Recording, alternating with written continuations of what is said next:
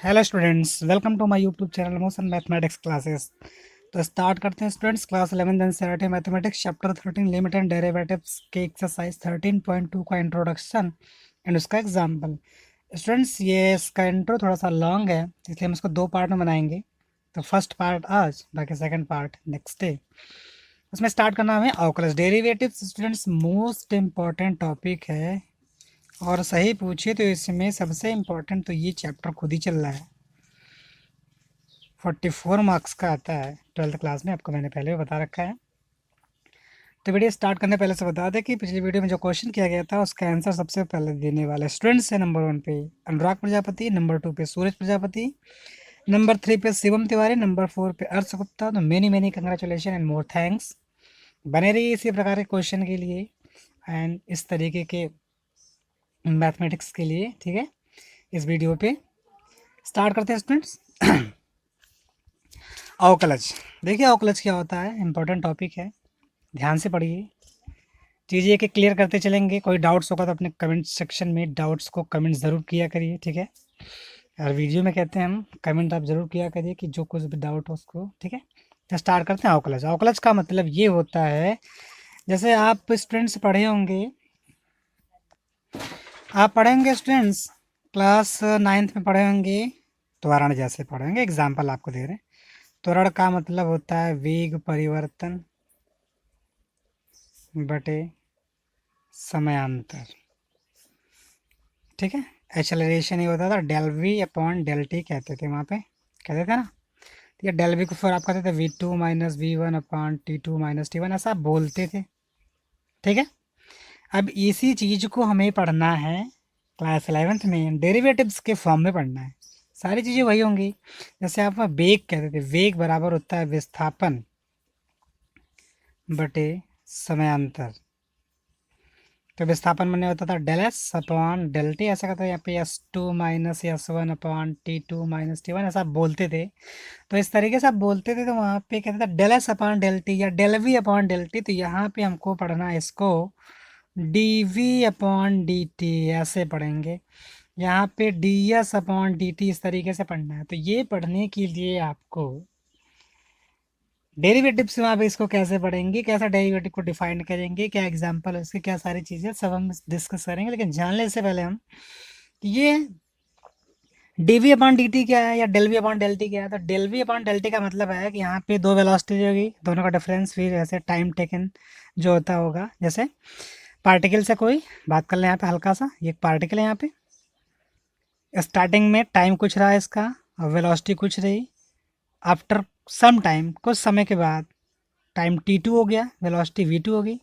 तो ये v1 t1 time और v2 t2 टाइम में ये कितना डिस्टेंस कवर किया, क्या इसकी पोजीशन है, पार्टिकल पोजीशन यहाँ से यहाँ तक गई, तो क्या ये किस पोजीशन पे हो गया, पहले क्या था अब क्या हुआ। तो यहाँ पे इसकी पोजीशन परिवर्तित हो रही है, चेंज हो रही है, ठीक है ना।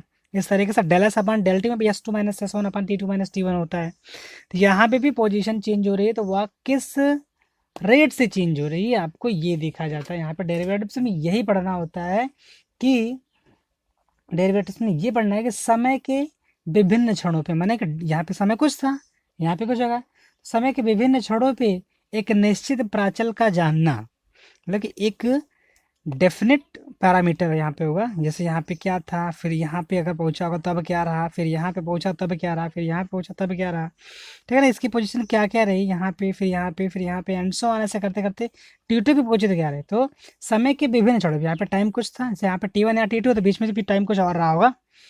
तो यही कह रहे हैं हम कि समय के विविध क्षणों पर एक निश्चित प्राचल का जानना और उस दर को ज्ञात करने का प्रयास करना कि किस दर से ये बढ़ रहा है या फिर किस दर से ये घट रहा है, इसी को डेरिवेटिव्स कहते हैं, ठीक है।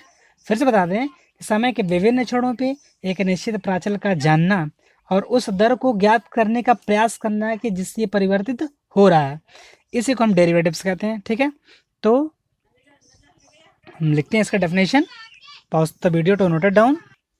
देखिए डेफिनेशन मैंने स्टूडेंट्स लिख दिया है कि समय के विभिन्न क्षणों पर एक निश्चित प्राचल का जानना और उस दर को जानने का प्रयास करना जिससे इसमें परिवर्तन हो रहा है, इसी को डेरिवेटिव्स कहते हैं, अवकलज कहते हैं। एग्जाम्पल आप इसमें बहुत ले है कर सकते हैं। इससे त्वरण का एग्जाम्पल ले सकते हैं। त्वरण है कि कोई पार्टिकल्स है, स्टार्टिंग के टाइम t1 में वेलोसिटी v1 से चलना स्टार्ट किया, t2 टाइम में वो v2 पे पहुंच गया, ठीक है। तो क्या उसकी पोजीशन रही, किस रेट से वो बढ़ा या किस रेट से वो घट रहा है, ठीक है ना। जैसे इसमें हम लिखते हैं त्वरण बराबर होता है वेग परिवर्तन बटे समयांतराल, इसे कहते हैं del we upon del t. थोड़ा सा और डिटेल्स कर दो इसको, v2 minus V1 upon t2 minus t1 के, ठीक है। तो इस तरीके से एक एग्जाम्पल कर सकते हैं हम, वेग भी इसमें कर सकते हैं, नहीं, या फिर एग्जाम्पल और भी इसमें सारा है। जैसे कि कोई पानी की टंकी है, उसमें स्टार्टिंग में आप उसमें जल भरना स्टार्ट किए, तो स्टार्टिंग का टाइम t1 में कुछ ऊंचाई तक उसमें जल भरा, फिर कुछ टाइम के बाद कुछ जल और आ गया, फिर कुछ टाइम के बाद कुछ जल और आ गया, ऐसे करते करते करते करते करते लास्ट में t2 टाइम में कितना जल और ऊंचाई तक आ गया। तो आप यहाँ पे देख रहे हैं कि वो जल किस रेट से आप उसमें भर रहे हैं, किस रेट से। मान लीजिए टंकी में अगर होल होता तो वो टंकी खाली भी होती, तो वो रेट से घट भी रही है, तो रेट से बढ़ रही है, किस रेट से बढ़ रही है, किस रेट से घट रही है, यही चीज़ें मैक्सिमम जानना डेरिवेटिव्स में स्टूडेंट्स, ठीक है। चलते हैं नेक्स्ट सेगमेंट की तरफ। तो इससे कोई डाउट होगा तो कमेंट सेक्शन में कमेंट जरूर करिएगा, बताएंगे हम उसको, ठीक है। बट ये मैथमेटिकली डेफिनेशन नहीं है, ये तो व्यवहारिक डेफिनेशन है। हम मैथमेटिकली डेफिनेशन आपको दे रहे हैं, उसमें मैथमेटिकल ये है कि मैथमेटिकली डेफिनेशन इसके देखते हैं स्टूडेंट्स। कह रहा है कि हमारा एफ एक रियल वैल्यूड फंक्शन है, वास्तविक मान फलन है। क्या रियल वैल्यूड फंक्शन का मतलब होता है, फंक्शन में आप कोई भी वैल्यू रखेंगे तो जो उसकी रेंज होगी वो रियल वैल्यू आएगी, रियल मान आएगा, वास्तविक मान आएगा। इसी को रियल वैल्यूड फंक्शन कहते हैं, ठीक है। वास्तविक मानी फलन कहते हैं। माना एफ एक वास्तविक मानी फलन है, और इसकी परिभाषा में माने एफ में एक के एक प्रांत में, प्रांत माने डोमेन, डोमेन में जो वैल्यू रखी जाती है उसको डोमेन कहते हैं, प्रांत कहते हैं। प्रांत का मतलब होता है कि आप जो वैल्यू रख रहे हो फंक्शन में उसी को डोमेन कहते हैं या प्रांत कहते हैं। में एक बिंदु ए है तो ए पर एफ का अवकलज, बिंदु ए पर एफ का अवकलज का फॉर्मूला था एफ डैश ए बराबर limit H tends to zero f A plus H minus F A upon h. ये डेरिवेटिव्स का फॉर्मूला होता है। किसी भी फंक्शन का, किसी भी फंक्शन के अवकलज का ये फार्मूला होता है बिंदु ए पर। इसे एफ डैश ए या डी एफ एफ ए या d d x f x at point x बराबर ए से प्रदर्शित करते हैं, ठीक है ना। इन तीनों में से किसी से भी आप डिनोट कर सकते हो उसको। ये फार्मूला हम डेराइव भी करेंगे कि कैसे मैंने इसको लेके आया है, इसको हम प्रूव भी करेंगे अभी, ठीक है स्टूडेंट्स। इसको आप नोट डाउन कर लीजिए। और रह गई बात इस पे का क्वेश्चन पहले कर लेते हैं, थोड़ा सा और ये क्लियर हो जाएगा, ठीक है। चलिए पहले हम प्रूफ करते हैं, इसके बाद तब क्वेश्चन करते हैं। तो इसको नोट कर लीजिए।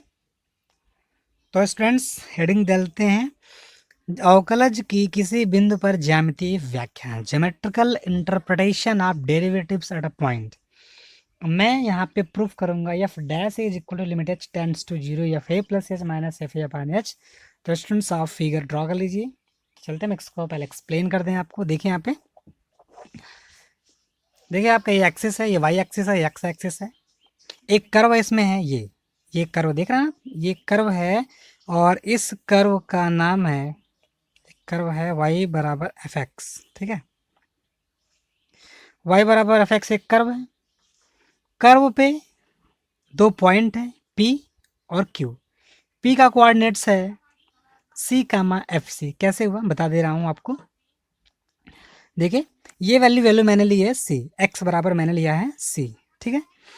तो यहाँ पे C रखेंगे जब ये फंक्शन है y बराबर एफ एक्स जो है, इसमें आप रखेंगे लेट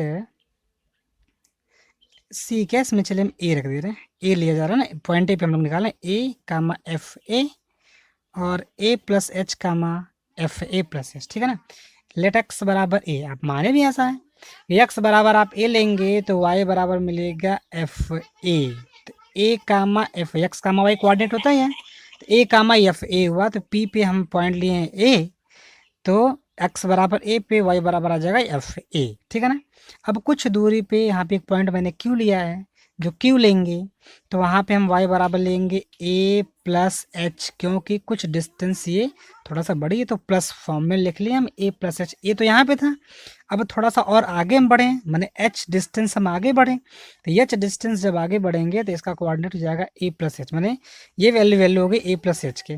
तो y बराबर x बराबर था यहाँ पे ना, x बराबर हम जब लेंगे a प्लस एच तो y बराबर आएगा एफ एक्स प्लस एच ना, तो एक्स के रखेंगे ए प्लस एच हो जाएगा एफ ए प्लस एच। तो क्यू का कोऑर्डिनेट होगा A plus H comma F A plus H. तो फिर से इसको हम देखते हैं, एक्स बराबर ए लिया तो वाई बराबर एफ ए हो गया, एक्स बराबर ए प्लस एच लेंगे तो वाई बराबर एफ ए प्लस एच होगा। ए प्लस एच इसलिए लेगा क्योंकि स्मॉलेस्ट डिस्टेंस है, थोड़ा सा हम आगे बढ़ेंगे यहाँ पे ए प्लस एच हो जाएगा। ठीक है, देखिए ये मैंने पी को क्यू से मिला दिया है, मिलाने के बाद ये डिस्टेंस है, देखिए यहाँ पे दिखा भी दे रहे हैं आपको, ये डिस्टेंस है ए, ठीक है, यह डिस्टेंस है एफ ए, तभी तो पी का कोऑर्डिनेट हुआ ए कामा एफ ए, पढ़ के आओ 10th क्लास में ए एफ ए।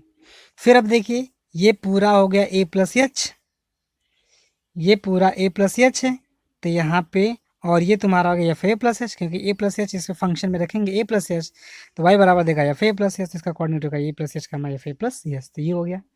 इसके बाद देखो, अब पॉइंट पी से एक मैंने टेंजेंट ड्रॉ कर लिया, तो टेंजेंट मैंने स्पर्शरेखा ड्रॉ की है, तो ये एक्स एक्सिस के साथ साई कोण बना रहा है। साई, साई एक ग्रीक अक्षर होता है, उसको हम एंगल्स में डिनोट कर रहे हैं, साई डिनोट कर रहा है, ठीक है। तो ये साई एंगल होगा, तो हमने यहाँ पर भी इसके पैरेलल एक लाइन ड्रॉ कर ली है, तो ये भी साई एंगल होगा, ठीक है। तो ये रहा आपका फिगर, पॉइंट में M N P Q L करके ऐसे दे रखा है, ठीक है स्टूडेंट्स। कोई डाउट्स है अभी? मेरे खास डाउट आपका क्लियर होगा। चलते हैं इसको अब हम सॉल्व करते हैं, ठीक है ना। तो पहले तो स्टूडेंट्स हम लिख लें कि फिगर में क्या क्या दिया है, ठीक है ना। तो यहाँ पे हेडिंग आप दिए होंगे, geometrical interpretation of derivatives at a point, अवकलज की किसी बिंदु पे ज्यामितीय व्याख्या, तो हम इसको प्रूफ कर रहे हैं, ठीक है। देखिए प्रूफ कर रहे हैं, इसको फिगर बनाने के बाद आप यहाँ पे पहले फिगर बनाइएगा फिर लिखिएगा, ठीक है ना। मैंने दूसरी कॉपी पे लिख रखा है, इसलिए हम थोड़ा सा फिगर नहीं बना रहे हैं, आप बना लीजिएगा लेकिन ध्यान से इसको, मैंने इसके पहले वीडियो को एक्सप्लेन कर जूम करके लिखा है, ठीक है। तो फिगर आप पहले यहाँ पे बनाइएगा फिर प्रूफ डाल के लिखिएगा, ठीक है स्टूडेंट्स। थोड़ा सा कंजेस्टेड पड़ रहा है हमको, वीडियो बनाने में थोड़ी सी प्रॉब्लम हो रही है, इसलिए हम इसका ऐसा कर रहे हैं, ठीक है। बहुत जल्दी स्टूडेंट्स हम ब्लैक बोर्ड यूज़ करने वाले हैं, आप घबराइए में थोड़ा सा सेटअप कर रहे हैं उसको हम, देखिए। तो हम यहाँ पे पहले लिख लें ये फोटो के बारे में पहले लिखते हैं, तो यहाँ पे लिखेंगे माना y बराबर एफ एक्स एक अवकलनीय फलन है,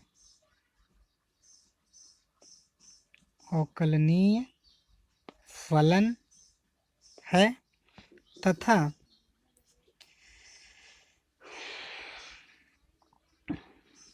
ठीक है, तथा बिंदु P एवं Q y बराबर एफ एक्स पर ऐसे हैं कि P का कोऑर्डिनेट है a कामा एफ ए और Q का है a plus H comma F A plus H, ठीक है ना। माना y बराबर एफ एक्स एक अवकलनीय फलन है तथा बिंदु P एवं Q y बराबर एफ एक्स पर ऐसे हैं कि P का कोऑर्डिनेट लिख दिया a कामा एफ ए और Q a comma F a इतना है, ठीक है ना। अब इसके बाद हम कहेंगे तब अब देखिए यहाँ पे एक आपको दिख रही है जीवा, देखिए पी क्यू एक जीवा है, कॉर्ड है ना। तो यहाँ पे हम लिखेंगे इसकी, इस जीवा का स्लोप जो होगा, यहाँ पे लिखेंगे जीवा पी क्यू की प्रवणता, slope of chord P Q, मैंने हमें जीवा पी क्यू की प्रवणता निकालना है, तो उसके लिए फार्मूला होता है, क्या फार्मूला होता है, tan आप पढ़े 11th क्लास में, क्लास सॉरी हम पढ़ाएंगे अभी चैप्टर उसमें 10th है, किसी भी लाइन की जो प्रवणता होती है वो होती है tan साई, ठीक है ना।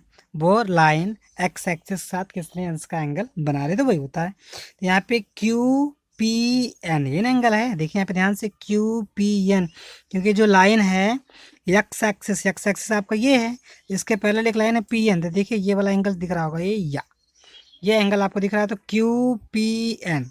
तो इस जीवा की प्रवणता होगी angle tan Q P N के, हो जाएगा टेन क्यू पी एन, ठीक है। तो जाएगा tan tan Q P N के लिए जाएगा, टेन के लिए फार्मूला होता है लंब बटे आधार, हाई स्कूल में आप पढ़ के आए हो, लंब बटे आधार होता है। तो देखिए यहाँ पे साई के लिए मैंने इस वाले एंगल, इस टोटल एंगल के लिए लंब होगा क्यू एन, तो हम लिख दे रहे हैं क्यू एन बटे आधार, आधार इसका पी एन के, ठीक है ना, इसका आधार हो गया पी एन के, ठीक है। तो क्यू एन की वैल्यू कौन बताएगा, क्यू एन कितना है, क्यू एन को लिख सकते हैं हम Q M minus N M, बोलो लिख सकते हैं Q M minus N M upon P N, P N को लिखा जा सकता है एल एम, लिख दे रहे हैं एल एम, ठीक है ना, एक थोड़ा सा आगे बढ़ा दें बस, ठीक है स्टूडेंट्स। देखिए मैंने क्यू एन को लिख दिया, क्यू एन है इसको लिख दिया Q M minus N M, और पी एन था तो पी एन को लिख दिया मैंने एल एम, ठीक है ना। चलते हैं आगे, क्यू एम की वैल्यू कौन बताएगा, क्यू एम, देखिए क्यू एम की लेंथ कितनी है, एफ ए प्लस एच, एफ ए plus H minus N M, N M की वैल्यू बराबर है आपके पी एल के, और पी एल की वैल्यू एफ ए, चेक कर लो सही है, upon L M, L M की वैल्यू होगी, लिख दें एल एम की value O M minus O L, फिर से देखते हैं एल एम की value O M minus O L, तो यहाँ पे लिखेंगे O M minus O L के, ठीक है। वीडियो को पॉज करके नोट कर लें, थोड़ा सा पेज चेंज करेंगे। तो स्टूडेंट जीवा पी की प्रवणता हो गई F A plus H minus F A upon O M, O M कितना स्टूडेंट, देखिए ओ एम की लेंथ है A plus H minus O L की लेंथ है स्टूडेंट्स ए, ठीक है, तो ए से कट जाएगा, तो आ गई जीवा पी की प्रवणता कितनी आ गई students, F A plus H minus F A upon h, ठीक है स्टूडेंट्स, यहाँ तो कोई डाउट है नहीं, चलते हैं आगे। अब थोड़ा सा फिगर पे एक बार ध्यान रखते हैं स्टूडेंट्स, मैंने क्या निकाल लिया है, मैंने निकाल लिया है कि क्यू एन की जो वैल्यू, Q N upon P N, प्रवणता मैंने ये निकाला एफ ए प्लस एच, थोड़ा सा देख लीजिए इधर ए, बस ठीक है students, F A plus H minus F A upon H, मैंने यही निकाला है अभी, ठीक है। अभी हम बताएंगे इसको, तो थोड़ा सा फिगर पे ध्यान रखते हैं, फिगर पे हम ये कहना चाहेंगे, ज़रा देखिए क्यू, ये क्यू को अगर हम जैसे क्यू यहाँ पे है, इस क्यू को जैसे हम यहाँ आते करते करते करते करते हम पी पे ला रहे हैं, तो क्या हो रहा है, रेट इसका घट रहा है, कम होता चला जा रहा है ना। तो जब हम कहेंगे when Q tends to P, जब ये क्यू पी की तरफ अग्रसर होगा तो एच की वैल्यू कहाँ जाएगी, ये जो बीच की डिस्टेंस है जीरो की तरफ भागेगी कि नहीं, आप थोड़ा सा फील करो, थोड़ा सा गेस करो ये, कि अगर एच जीरो हो जाए, ऐसे बोल दो, अगर एच की वैल्यू जीरो कर दे, अगर एच की वैल्यू जीरो करें, मैंने इतना डिस्टेंस एच है, जीरो करेंगे तो ये पॉइंट यम आ जाएगा यल के पास, तो यम यल के पास आएगा तो क्यू भाग के कहाँ पे आ जाएगा, पी की तरफ आएगा। तो ऐसे हम कह रहे हैं कि अगर क्यू टेंड्स टू पी, अगर क्यू पी की तरफ अग्रसर होगा, क्यू पी की तरफ भागेगा, तो ये एच घटता चला जाएगा, वो जीरो की तरफ भागता चला जाएगा। तो बार बार हमको अभी ये समझा रहे हैं कि when Q tends to P then H tends to zero, तो हमको यही करना है, ठीक है। तो क्या करेंगे, हम दोनों साइड पे ले लेंगे लिमिट, ठीक है। तो हम लिमिट ले लें, यहाँ पे दिखा दें, जीवा पी की प्रवणता हम लोग निकाले थे, यहाँ पे tan angle Q P N के था, इसकी वैल्यू आई थी Q N upon P N के, ठीक है ना, इसकी वैल्यू ये थी। तो यहाँ पे लिखेंगे when Q tends to P, जब क्यू पी की तरफ अग्रसर है तो एच किधर होगा, जीरो की तरफ, then H tends to zero, दोनों साइड पे लेंगे लिमिट, तो limit Q tends to P Q N upon P N बराबर limit H tends to zero, तो F A plus H minus F A upon H के। हो गया कि नहीं हुआ? ठीक है, H tends F A plus H minus F A upon H हो गया। ठीक है, ठीक है ना। तब अब क्या होगा, Q tends to P Q N upon P N is equal to limit H tends to f A plus H minus F A upon H के। तो हम यहाँ पे लिखेंगे टेन साई बराबर, ये क्या था आपका, slope of tangent, slope of tangent at P. मतलब कि इसको हम थोड़ा सा हम लिख दे रहे हैं, एक मिनट हिंदी में लिख दे रहे हैं स्टूडेंट्स। लिखेंगे हम टेन साई बराबर स्पर्श रेखा, स्पर्श रेखा की प्रवणता, स्पर्श रेखा की प्रवणता कहाँ पे, एट पी मैंने बिंदु पी पर क्या है, वो ये है limit H tends to 0 f A plus h, ये तो यही था, टेन ही तो है, Q N upon P N के। देखिए क्यू, यहाँ पे फिगर एक बार फिर से हम दिखा दे रहे हैं आपको कि अगर Q टेंड्स टू P, अगर Q P की तरफ अग्रसर होगा तो Q आ जाएगा आपके P पे। तो जब Q P पे आ जाएगा तो ये इसकी प्रवणता होगी, जो देखिए Q अगर P पे आएगा, आ गया यहाँ पे, तो ये देखिए P यही है। तो जो अब इस रेखा की, सॉरी इस कर्व की, ये जो कर्व आपका y बराबर एफ एक्स है, इसकी जो प्रवणता होगी वो देखिए यही लाइन क्रॉस कर रही है, स्पर्श रेखा आपकी यही है, स्पर्श रेखा ये एक्स एक्सिस के साथ कौन सा एंगल बना रही है, साई, साई बना रही है, टेन साई। टेन क्यों लेते हैं, क्योंकि ये प्रवणता के लिए फॉर्मूला होता है कि कोई भी रेखा एक्स एक्सिस के साथ जो एंगल ड्रॉ करती है वही उसकी प्रवणता होती है।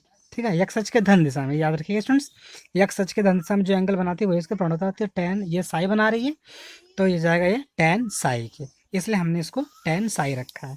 टेन साई प्रवणता हो गई इसकी। Tan psi is equal to limit H tends to 0 f A plus H minus F A upon H के। ठीक है, ये हो गया। अब यही टेन साई जो है, ये टेन साई मैंने स्पर्श रेखा की प्रवणता बिंदु पी पे है, और वही किस पॉइंट पे है, वो ए, पॉइंट ए पे है।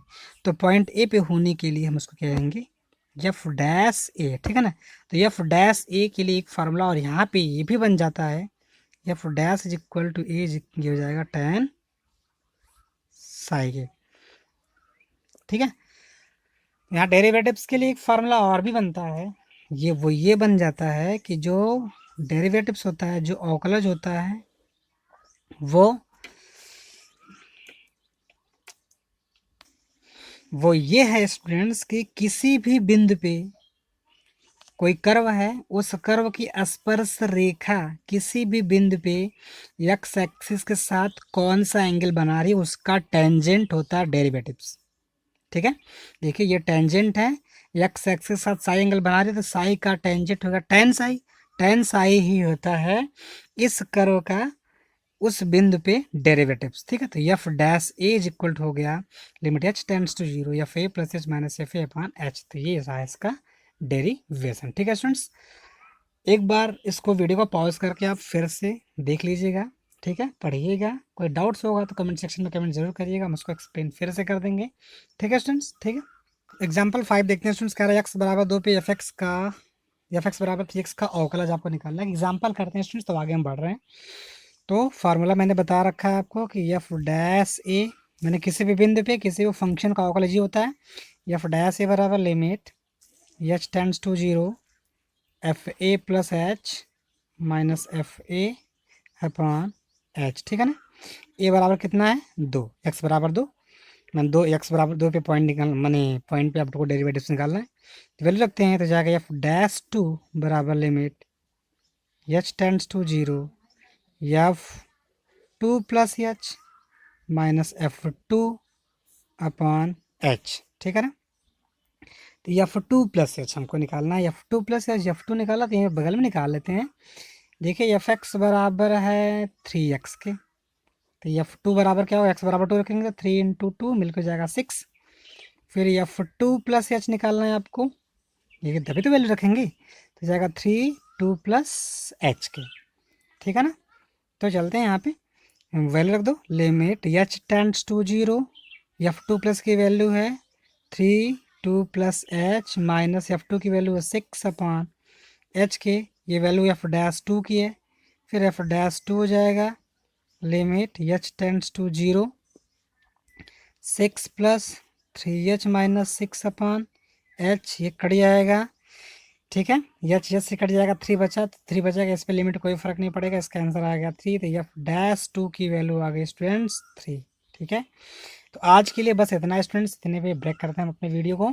नेक्स्ट वीडियो में बताएंगे कि कैसे हम और भी इसके और 2-4 फार्मूले कैसे इसको डिराइव करेंगे, फर्स्ट प्रिंसिपल क्या होता है डेरिवेटिव्स का, तो वो सारी चीज़ें डिस्कस करेंगे। आज के लिए बस इतना ही। तो स्टूडेंट्स ये जो डेरिवेशन है, डेफिनेशन है, कैसे यूजेस, एक एग्जाम्पल मैंने इसको करा रखा है, तो आप इसको करिए 2 बार 3 बार 4 बार वीडियो को पॉज कर करके पढ़िए। कोई भी डाउट्स अगर होता है कमेंट सेक्शन में आप कमेंट ज़रूर करिएगा, हम उसको बताएंगे जब नेक्स्ट वीडियो स्टार्ट करें तो वहाँ पे जरूर बताएंगे। ठीक है स्टूडेंट्स, तो फिर चलते हैं अपने सेगमेंट की तरफ अगले। ये रहा क्वेश्चन आपका, ये क्वेश्चन है और इस क्वेश्चन का आंसर आप फटाफट कमेंट सेक्शन में कमेंट करिए, बताइए क्या इसका आंसर आएगा। मिलते हैं नेक्स्ट वीडियो में इसके पार्ट 2 के इंट्रो के साथ, तब तक के लिए थैंक्स।